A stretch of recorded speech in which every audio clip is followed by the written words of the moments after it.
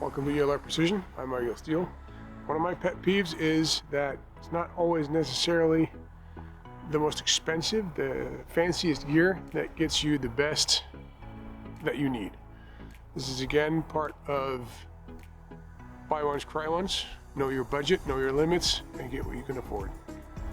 As long as you make what you can afford work for you, there shouldn't be a problem. Everybody should be happy.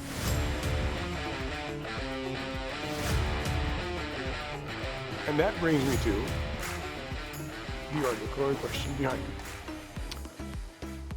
What I have behind me is a spotting scope that I inherited from my grandfather. He died in 2014 and he left this spotting scope to me. This was something that he had used to look at stars with. He was very interested in astronomy, and everything that was related to stars he was into. And this was at the time probably some of the best glass you could get for the price or for the money. What we have here is a KOWA TS-1. This is a simple one zoom, is a 25 power scope with a 60mm lens at the end.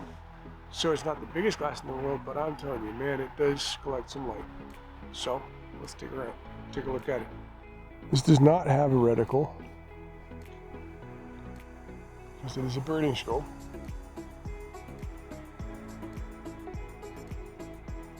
And it does not have zoom, but it does have actually a quite cute little parallax. If you look at the bottom of it down here, right there. If I can get the camera to focus. There you go. There you go. That wheel right there is the parallax. Turn that little knob at the bottom and the parallax is adjusted. It does also have a sunshade. It's got a built-in sunshade. You pull that out, and hey presto, there's your sunshade. Push it back in, for example, for nighttime or for the kind of light we have now, and more light is let through. You get I don't know if you get a better picture, but you do get a good picture. I've chosen to train in on the same TV tower or whatever it is out in the horizon. I would say there's about 3 or 4 kilometers out to that tower, and out to, here we go, out to that tower right there.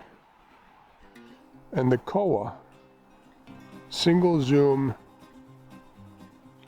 times 25 with a 60mm optic lens is actually doing quite a good job at picking that up. I had a bunch of film from Boris that I was actually quite happy with. I can't find that footage, so this is what we're gonna have to work with instead. You can imagine zooming in on or training your spotting scope on whatever it is you want, and you can still do that with a cheaper non-zoom scope. You still have the parallax on there, and you still have the ability to find your targets quite easy. But this is, I think I found this on sale now for around, it was 280, 300 euros, which is the equivalent of around 350 bucks, I would say. So you can get these quite cheap. And I'm actually quite impressed with the glass quality in this thing, and I'm actually also quite impressed with the parallax in it. You're gonna have to take my word for it, because I can show you how the parallax works down here. You turn this knob right here I was talking about earlier, right there, and that changes the parallax. the parallax also goes further out than we have trained on right now. So I can actually shoot quite decent picture at both what we have it trained at now. That's the tree line out there. Way up the horizon out there. This is the scene you're looking at there. Way out there. Which I would say is about, it's probably around 4 or 5 kilometers away. It actually looks quite close. If you look at the trees, the pine trees out there. Pine trees down by the transmitter. You go further up and over. Adjust your parallax. And then you can actually see those quite detailed as well. And of course you can't see individual needles, but you wouldn't be able to do that with way more expensive scopes either. But actually you do get quite a bit of detail, and on the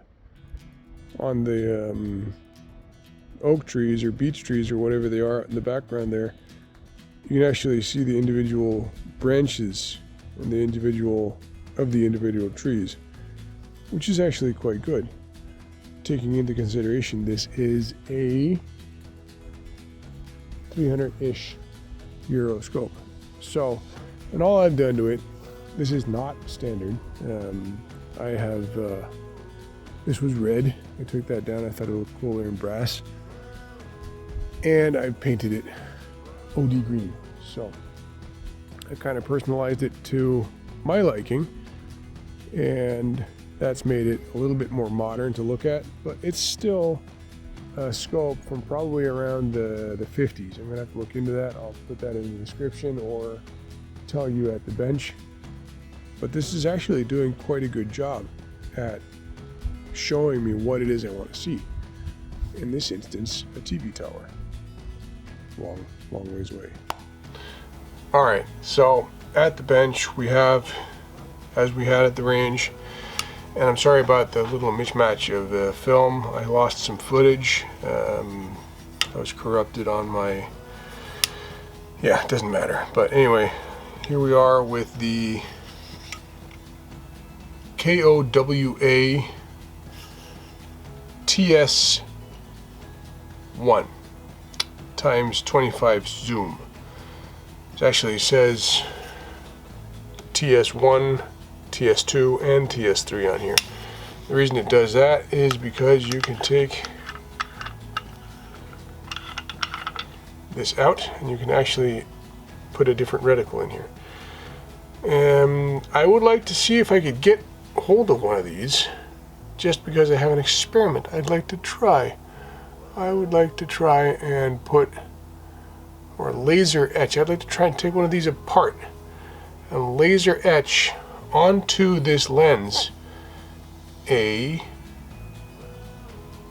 what are those called? A reticle. It'd be really cool if I could laser etch a reticle onto one of these lenses. So I could put this together and then I could have a 25 times zoom spotting scope with a mill reticle for, well, potentially $300. Because this is a scope, as you might have heard, might not have heard, I don't know. I've inherited this from my grandfather. He used it to look at birds and stars, and I have personalized it a little bit and made it so that I think it looks cool. I've just painted it green and taken the red off of here so you get a nice brass ring there instead. It really has done a very good job for me. I mean, I don't really see any reason to spend bunches and bunches of money on really expensive glass. This is a 1950 scope. I did look it up. It is from 1956. And that, of course, means that the glass back then was not as mass-produced as it is today. This is Japanese. It's a Japanese company from 1954 1946. And in 1956, this came out, and they used this for the Olympics, apparently. I don't know why, but apparently they did. And I really think it's done really, really very well. Score-wise on this, it also does very, very well.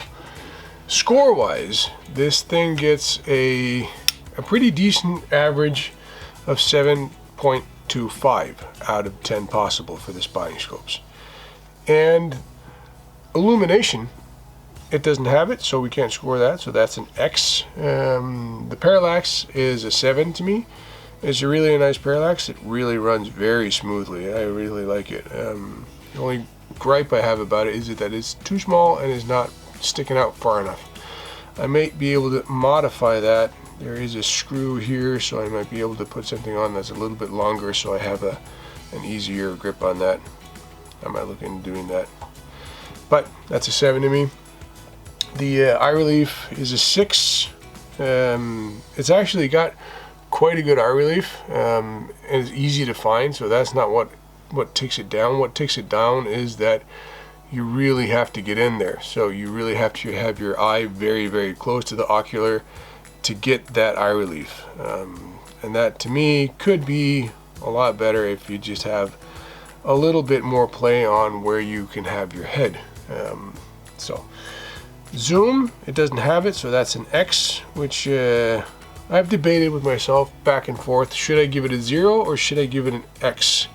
And I've decided when the scopes do not have whatever it is they don't have, because a 0 takes the average down so drastically as it does, I'm not gonna give them a 0. I'm gonna give them an X, and then you can decide on your own what you think of the scopes. I'm just giving you here my own thoughts on what these should have. You should, if you feel that this is something for you, you should get your hands on, find a scope, try it out, reach out to someone that might have one, go to ornithologists or